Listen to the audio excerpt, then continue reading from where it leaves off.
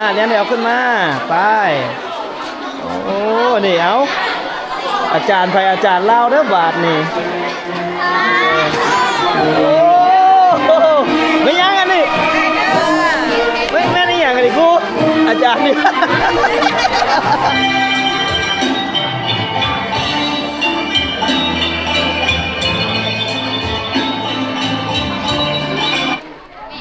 ฮะเอาคือกลับไว้แท้อ๋อเลิกแล้วโอ้อันนี้หากะม.5 สิม.6นึงบ่ม.6เนาะแล้วคือบ่เข้าศิลปะนะเพิ่นบ่เลือกบ่เป็นสายนั้นบ่แม่นสายนั้นสายหยังกลับแล้วบ่มะนาวหากลับแล้วอันนี้โอ้วันนี้ได้มักบานซ้อมแล้วเนาะไอ้เอามักบานมามอบให้ไว้ซ้อมหน้าแร่หน้าดำแล้วนั่นเลยหน้าดำแท้ๆนี่ปกติมันเป็นแพร่อีหยังก็พี่น้องมันแพร่มันกระซับเหงื่อน่ะเนาะมันกระซับเหงื่อเวลาเฮาออกกำลังกายลิ้นกีฬากะมันก็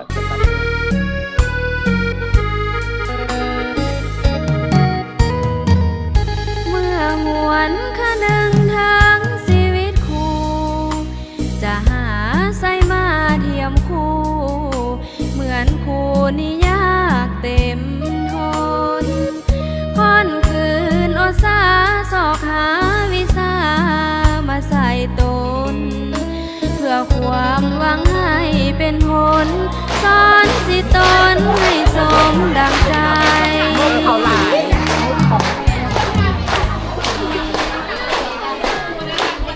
หน้าตาเด้หน้าตา3 2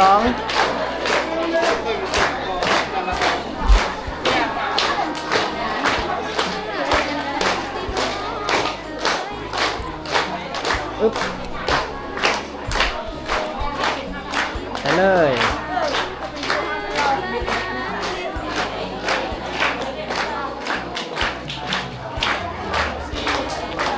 3 21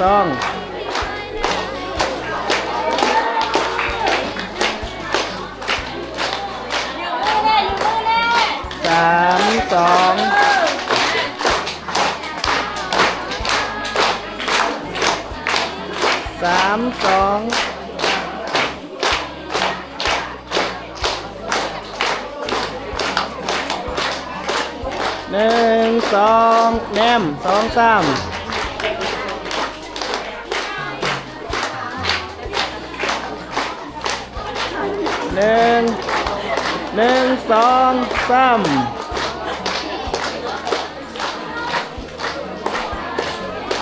อึ๊บเอาดีๆก่อน3 2นางเอกล้านวิวต้องเอาดีๆนิดนึง3 2โอเคโอ้โหเฮียนนี่คนดังหลายคนอยู่เลยเอาเขาเชิญไทยฮูบรวมถ้าจะไปจับของขวัญจะอ่านก็ละเอาของขวัญไปจับน้องมะนาวกับต่างหน้าขึ้นมาโม่ต่างหน้าห้องอาจับห้องไผ่ห้องเล่ากันเลย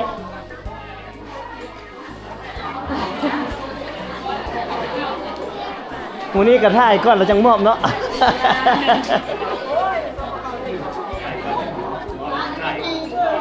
โค้งๆเนี่ยไหนบ่มันบ่อยากเบิดเฟรมขยับเข้าไกลๆแล้วไกลๆเอียงข้างนี่ลูกเอียงข้างจังซี่เอียงข้างเนาะเอียงข้างเข้าหาอาจารย์เด้ให้มันเบิดเด้อเอาโอเคยิ้มค้างไว้3 2 1 3 4ยิ้มโอเค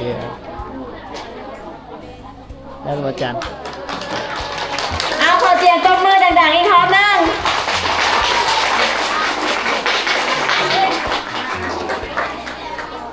อาจารย์กันขอบใจต่างหน้าน้องผู้อำนวยการขอบใจน้องๆนักเรียนหลายๆต่อไปแม่นห้องเรียนของพวกเฮาเนาะมีของขวัญมอบให้ท่านอาจารย์สวนสุวรรณเนาะขอเรียนเชิญท่านขึ้นมารับของขวัญเลยแล้วก็เป็นเกียรติมอบแม่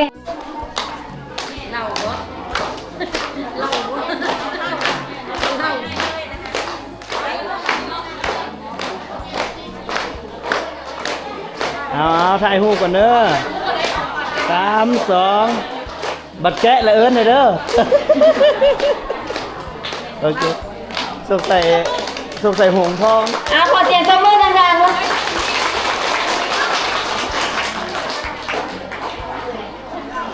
มาฮอดกาชิมาฮอดขั้นตอนสุดท้ายของงานเขาแล้ว กับอยากคุ้นๆเนาะกับนี่เนาะ แม่น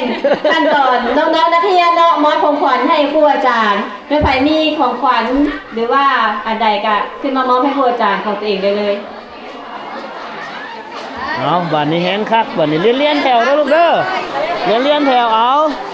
เลียนแถวเลียนแถวขึ้นมาไปโอ้นี่เอาอาจารย์ไผอาจารย์เล่าเด้อบาดนี่โอ้ไม่ยังกันนี่แม่นี่ยังกันดิกูอาจารย์นี่ เอาของขวัญรางวัลใครอยากเอายังให้เป็นของขวัญรางวัลก็เอาให้น้องพี่น้องเนาะเอาทางนี้นำเด้อเบิ้งทางนี้หน่อยเด้อบนท่านใดอย่างได้เลย โอ้บรรยากาศดีขนาดเลยพี่น้องบรรยากาศดีแฮงเดี๋ยวเอายังมาให้อาจารย์ลูกนะโอ้คิดฮอดตอนวัยหนุ่มเลยโอ้คนงามเลยได้หลายบ่ผู้ใดงามเลยได้หลายกูมู่บ่ดิเอาน้องๆนักเรียนเนาะกลับมาไปทางพุ้นลูกเข้าทางพุ้น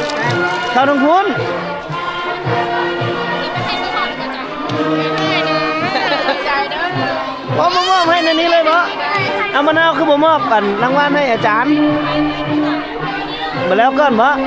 โอ้มอบพิเศษโอ้ยผู้ใดได้หลายค่อยสิไปแอปผู้นั้นแหละนี่โหแล้วนี่ผู้ใดได้หลายเดี๋ยวสิขอตัวนี้เด้อหน้ามอนเพชรกับข้างนอกหน้ามอนเพชรโอ้สงสัยน้องๆเขาเจ้าฮู้ว่ามีลูกน้อยเนี่ย เอาขนมให้ไม่ได้จ้างอันเลยโอ้แล้วบาดนี้เอาเดี๋ยวจะเอามาให้ไอ้บ้านแจกข้าวไม่อยากมาใหญ่เอาเว้ยนักเรียนก็เลือกให้แต่คนงามบ่คนหล่อๆนี่บ่ให้เลยวันนี้อันนี้แม่คู่อันนี้ทางพี่เดิมแม่คู่บรรยากาศอบอุ่นขนาดเนาะน้องๆนักเรียนปาดโต๊ะเหยี่ยงขึ้นรถแท้ปาดบ่แม่นข้าเจ้าม่วงไม่แต่คนงามบ่เนาะคิดว่าสงสัยเจ้าหลายโอ้หายข้าเจ้าหลายโอ้นี่โอ้กะปากปลื้มเนาะพี่น้องเนาะคือผู้อาจารย์นี่ก็โอ้ดีใจตอนนี้เลยพี่น้องที่น้องเพิ่นรู้บุญคุณเนาะก็แสดงความยินดีเนาะถ้าบ่มีครูอาจารย์บอกเลยว่าเฮาก็สิบ่ได้มีความรู้เพื่อไปสานต่อวิชาเฉพาะเนาะก่อนเฮาสิมีความรู้ไปเลี้ยงตัวเองก็ได้มาจากครูบาอาจารย์เนาะนอกจากพ่อแม่ที่เลี้ยงเฮามาแล้วก็ยังมีครูบาอาจารย์ที่เพิ่นคอยฝึกสอนลูกๆนักเรียนเนาะนี่ผู้นี้ก็มาแล้วเอาให้ไปเนาะไปสิเป็นผู้โชคดีผู้ใดนะโอ้ที่ให้ค่อยเพมาให้ค่อยเพยังบ่เบิดเนาะพี่น้องยังหลายๆโอ้มาตำหลังเนาะแซงโค้ง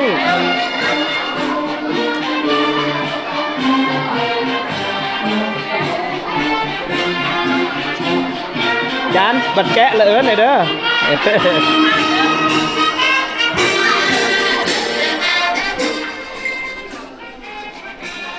ถือว่าน้องๆก็แสดงความ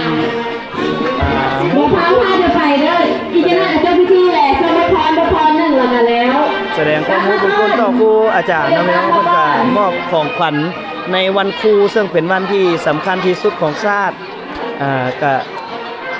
อีกวันหนึ่งนะพี่น้องเนาะที่แสดงถึงความรู้บุญคุณของครูบาอาจารย์ที่ซิดสอนให้เฮา เป็นคนดีมีความรู้ในสังคมเพื่อไปเอ่อเลี้ยง ขอพวกเราเกี่ยมเลยเด้อ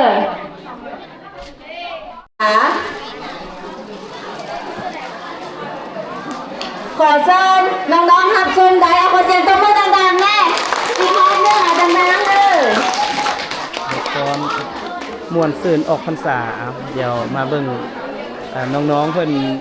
ทำการแสดงปิดท้ายนะพี่น้องเนาะปิดท้าย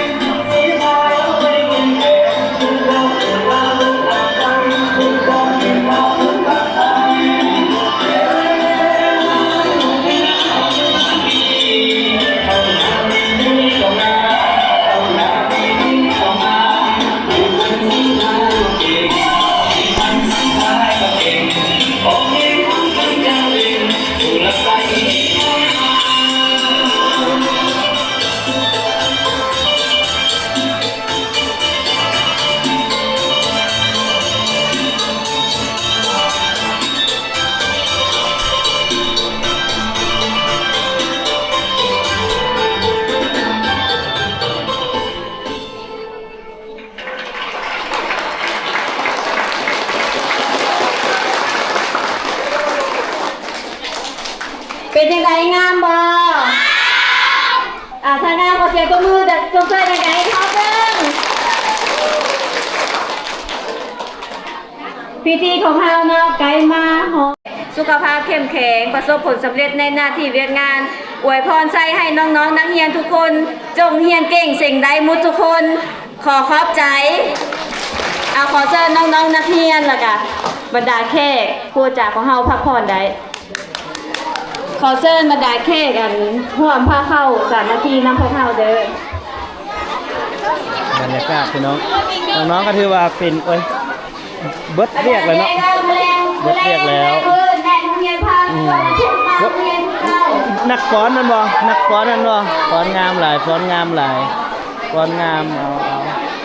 เข้าไปเบิ่งเอานำมาทางนี้ก่อนน้องแก้มสิกลับแล้วบ่ฮะเอาคือกลับไวแท้อ๋อเลิกแล้วโอ้อันนี้หากะม.5 สิม.6นึงบ่ม.6 เนาะแล้วคือบ่เข้าศิลปะนะเพิ่นบ่เลือก บ่เป็นสายนั้น บ่แม่นสายนั้นสายหยังซะเตะบานกีฬาเอาหมกบานอะไรล่ะเมื่อเลยบ่นี่เอารถหยังมา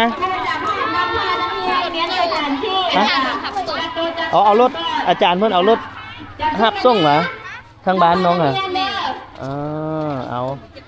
น้องแก้มพี่น้องใส่หมู่ได้ซะหมู่ไปใส่บ่ละคือป๊บบ่ละ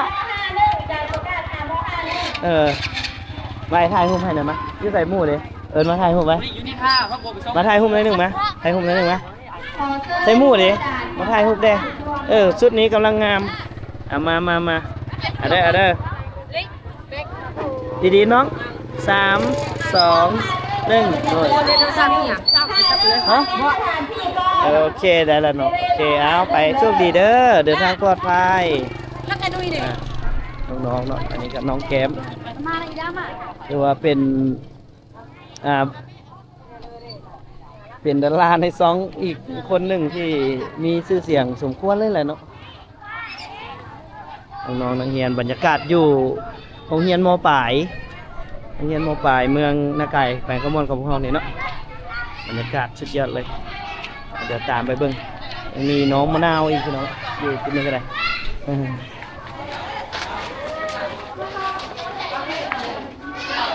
กลับแล้วบ่มะนาวกลับแล้ววะนี่โอ้วันนี้ได้มักบานซ้อมแล้วเนาะไอ้เอามักบานมา มอบไม่ไปซ้อมน่าเล่นน่าดำแล้วมันน่าเล่นน่าดำแท้ๆเป็นไงไปแข่งขันเมื่อกี้นี่แพ้เขาแต่อยู่ในสนามแต่ข้างสนามเฮาชนะเอาโอเคน้องมะนาวพี่น้องมะนาวลูกๆก็ได้คิมบอมโน่ตากล้องด้วยนี่เด้อตากล้องใส่ทีมงานหน่อยอยู่ใส่นี่บ่ได้มารายงานตัวนี่ลูกชายบ่เตียงทีมงานไอ้โทนี่มีโทนี่มีนัททิวแล้วก็มีไอแต่ว่าไอผมมาโอ้ไอ้บ่มาไอ้เป็นหยังมื้อนี้ไออันอยู่เฮือนเนาะโอ้ยเอาไปเบียนโต๊ะตั้งซอยครูอาจารย์ไปเดี๋ยวมาเบิ่งน้องๆทางนี้ก่อนก็เกียมสิสำเร็จสิแล้วล่ะศิลปะฟ้อนงามคู่คนเด้อนี่เดินนักศิลปะนี่ไม่ใครเป็นหัวหน้าทีมฟ้อนนี่ฮะผู้นี้บ่เนี่ยเนาะผู้นี้บ่เป็นผู้ฝึกซ้อมหมดละจะฝึกซ้อมหมู่บ่ฮะจะพาเขาลำวงหลายเกลืออ๋ออันนี้เราซื้ออย่างซื้ออ้ำหมู่กันนั่นบ่นี่กับน้องมะนาวอ๋อเอาน้องๆกลับแล้วพี่น้องเดี๋ยวเรามาเบิ่งบรรยากาศอีกรอบนึงเนาะทางพี่แต่ถือว่าน้องๆก็เก็บเนียนสถานที่เนาะก็ถือว่าเป็นการจบพิธีต่างๆเนาะเป็นสโมสรจังหน่อยเดี๋ยวสิสัมภาษณ์ทางอาจารย์จังหน่อยนึงว่าอยู่เฮียนเฮายังมีเอียงที่เพิ่นต้องการ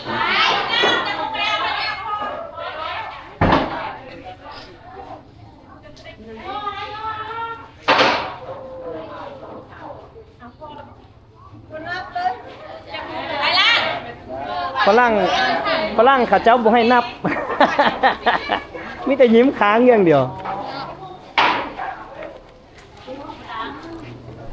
ที่ได้ยินเสียงมะนาวเนี่ยที่จริงก็มีผลงานนี่เนาะมะนาวเนาะมีเพลงอีกสังแน่มีคอยไอที่ประตูไซแล้วกันคอยไอที่ประตูไซการส่งซองบ่กล้าส่งซองเป็นหยังซ พิ่นแต่งให้พ่อบังคับให้ฮ้องบ่ ก็อยากฮ้องแน่ลองเบิ่ง ลองเบิ่งเนาะบางเทื่ออาชีพนี้มีผู้ใดคิดว่าน้องมะนาวอันพอได้มาไล่รางวัลแน่นี่มื้อใดที่มีซ้อมบอกอันเด้อ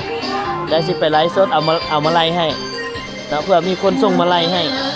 เนาะเอาน้องมะนาวคนงามนางเอก2 ล้านวิวเอาบ่เอาเสื้อบ่เอาเสื้อบ่เสื้อไอ้นี่เสื้อมาสิเอาอยู่บ่แหะไปมาพี่เอานี่แหะมานี่มาเดี๋ยวเอาเสื้อให้น้องมะนาวหน่อยนึงก่อน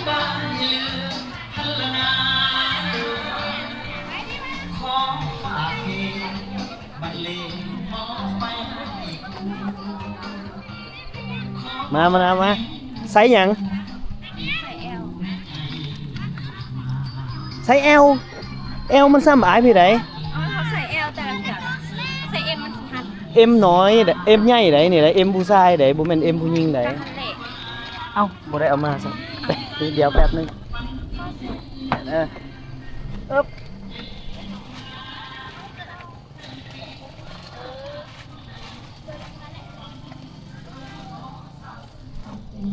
นี่แกะมังกรใหญ่นักเอก2 ล้านวิวตั้งเอาให้2 ล้านวิว น้อย น้อยแท้บ่น้อยนะมันเป็นไซส์ใหญ่เป็นอะไรแพรอธิบายแพรก่อนเรื่องแพรก่อน แพนุ่ม นุ่มแฮง ก็คือแพเปียดแดง อันนี้ อันนี้ปกติมันเป็นแพรอีหยังก็พี่น้องมันแพรมันกระซับเหงื่อน่ะเนาะมันกระซับเหงื่อเวลาเฮาออกกำลังกายลิ้นกีฬากะมันก็กระซับเหงื่อเอามอบให้น้องเพื่อเป็นของขวัญเป็นของขวัญ2 ล้านวิว เห็นตัวเองอยู่บ่ตกใจอยู่บ่คนคือเบิ่งหลายแท้ ตกใจปกติ คันฮ้องเพลงได้2 ล้านวิวนี่คือสิดีเนาะมี2อยู่บ่ 2 2 YouTube YouTube เป็น2อีหยัง อาทิตย์น้อย เพลงอาทิตย์น้อยเนาะ แม่น เข้าไปติดตามได้อยู่ที่2อาทิตย์น้อยแดนภูเขาน้องมะนาวสิมีผลงานอยู่หั่นเนาะเอาจังใดก็ขอให้โชคดีเมื่อเลยบ่นี่โอเคไปบ๊ายบายโอเค